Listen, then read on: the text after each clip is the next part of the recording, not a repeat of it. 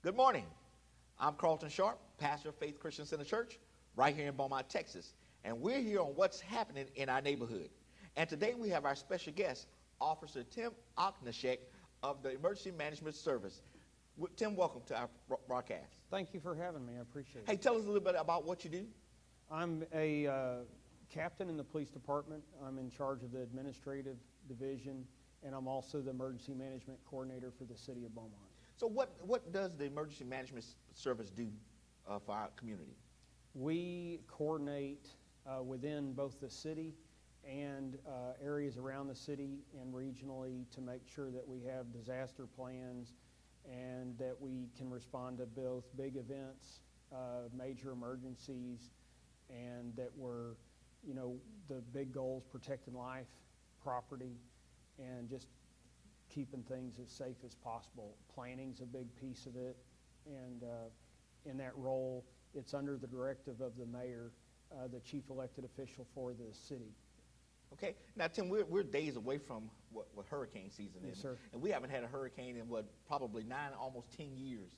So what are some of the things that you do to plan for, if a hurricane comes? Well, actually, right now, we're in the process of an exercise. We traditionally do an exercise focused on one part of our plan. We plan for a lot of different hazards, not just hurricanes, but some of the plans have similarities.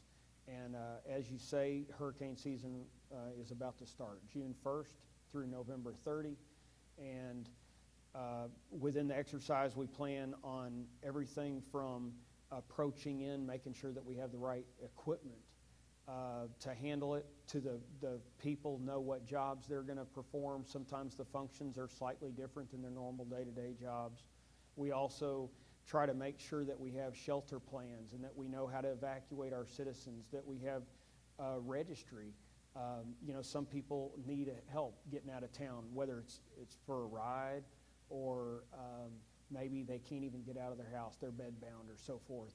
We want to make sure everybody's taken care of, no one left behind, no pets we want to left behind. We want to make sure that everybody's taken care of and that nobody is exposed to danger of staying in a place that might be unsafe.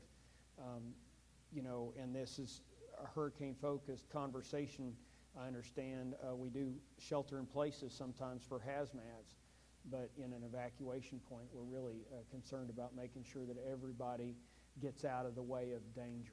Now, when it comes down to hurricane preparedness, there's a difference between when it's just out in the Gulf and then when it's coming at us. Yes, sir. So what do you recommend for the people when we start seeing things out in the Gulf and when it's actually saying it's coming our way? Well, one point on the Gulf thing, if y'all can remember back to Hurricane Dean, it actually wasn't in the Gulf yet, but it was still a danger to us here in southeast Texas because it was moving so quickly. So depending on the speed and other things, the fact that it's maybe in the Yucatan Peninsula down south, or if it's not even entered the Gulf yet, sometimes there's so much to do to make sure things are squared away that we have to start making operational plans and actually implementing contracts and so forth even before it gets in the Gulf. If people will just stay tuned to the news, we are in super close coordination with the National Weather Service, the Hurricane Center, the local news outlets, whether it's radio, television, newspaper. We're always in close contact with the churches, as you know. Y'all have such a big gathering that we can help get that information out any way we can. If they will stay tuned to that, we'll push that out on a multiple time a day basis.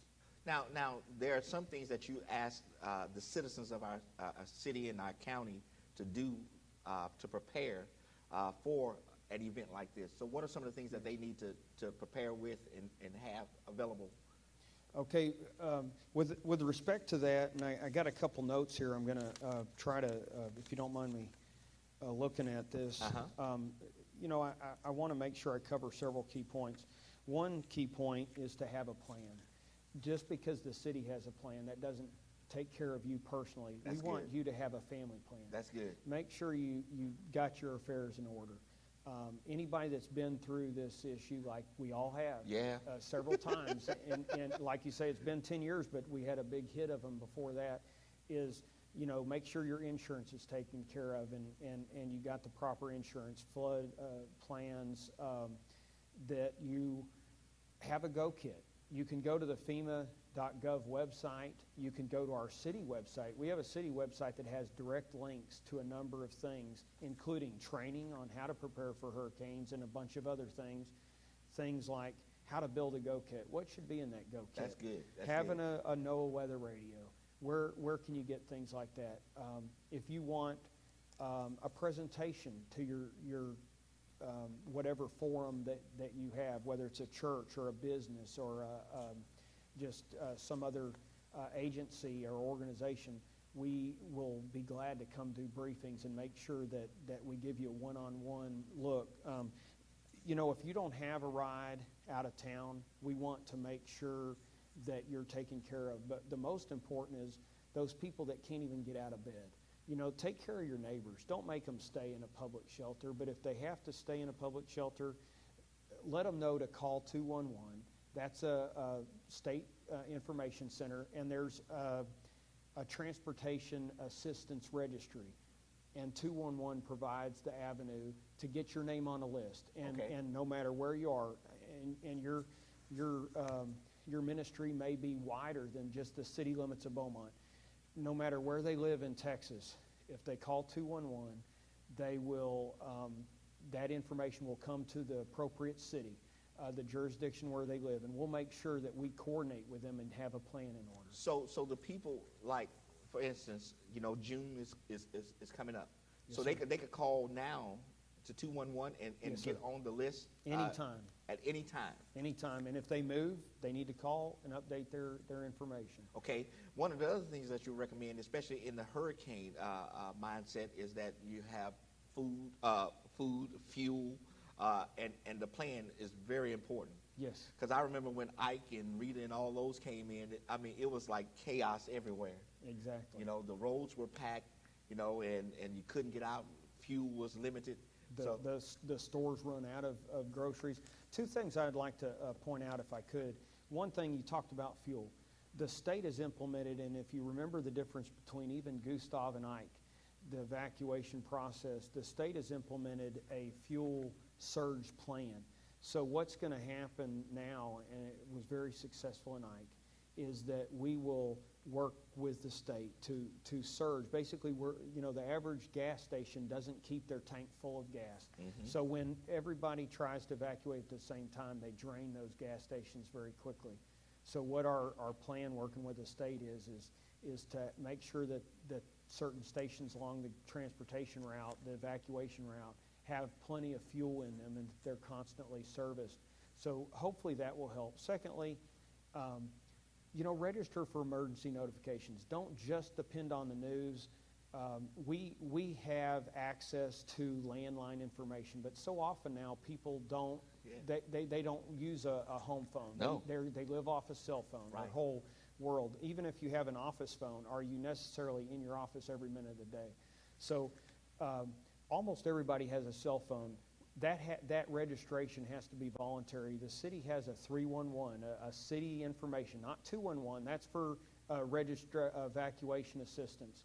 But if people want to register for emergency messages, this isn't stuff we sell to other people. We manage the system ourselves. We protect the data. Call 311 and register your cell phone so that we can give you that information, firsthand.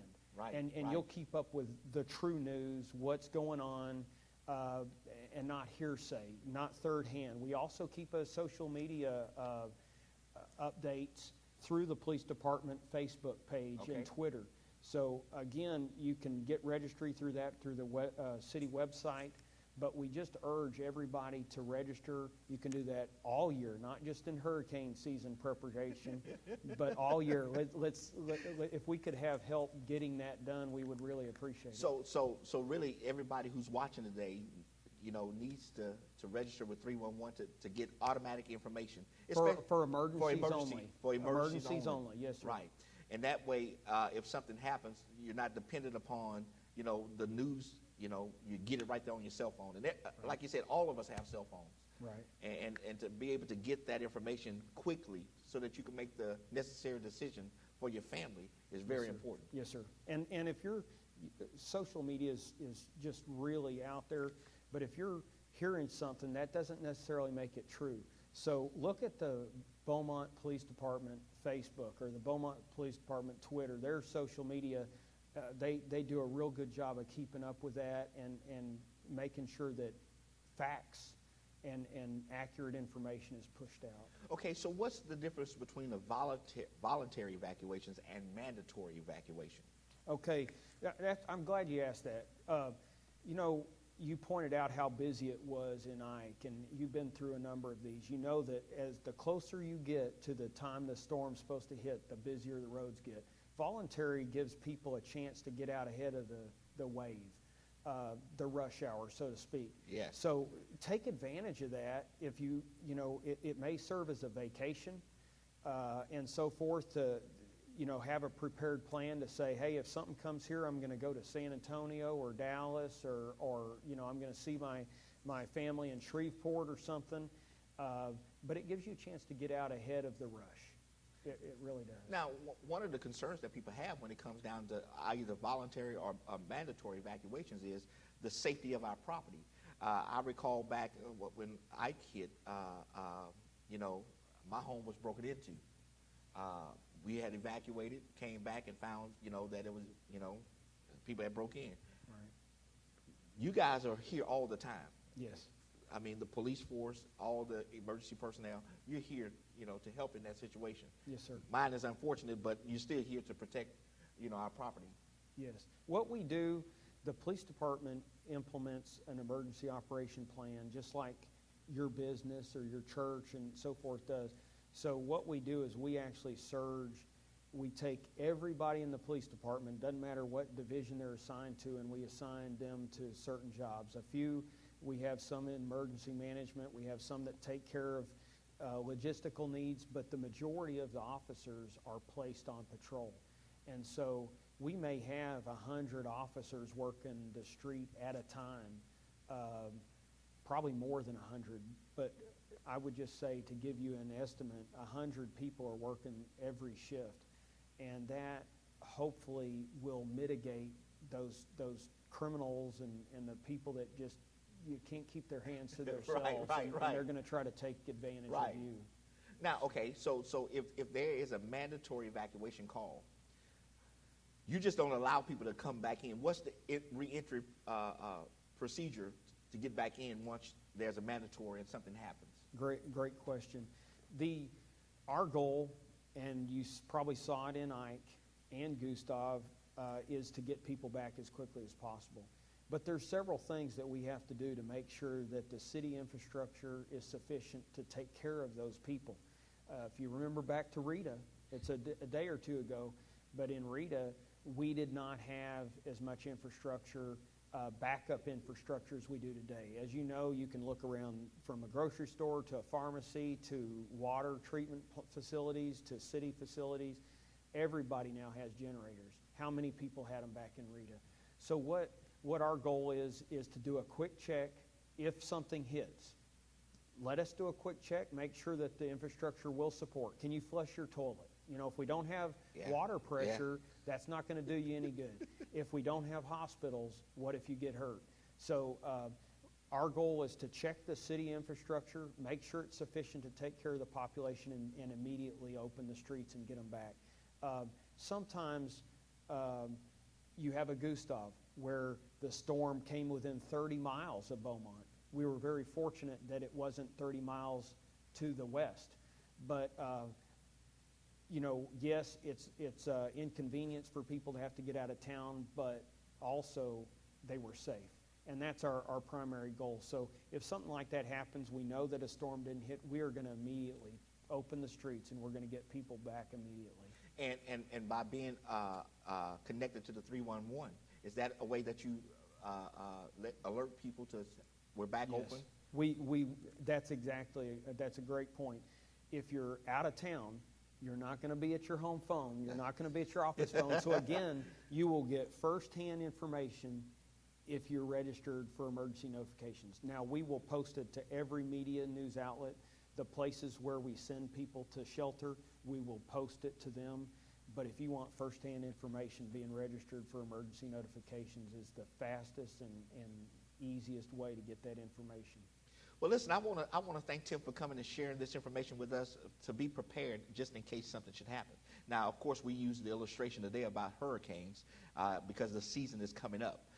But we have to be prepared just in case of any emergency that comes up.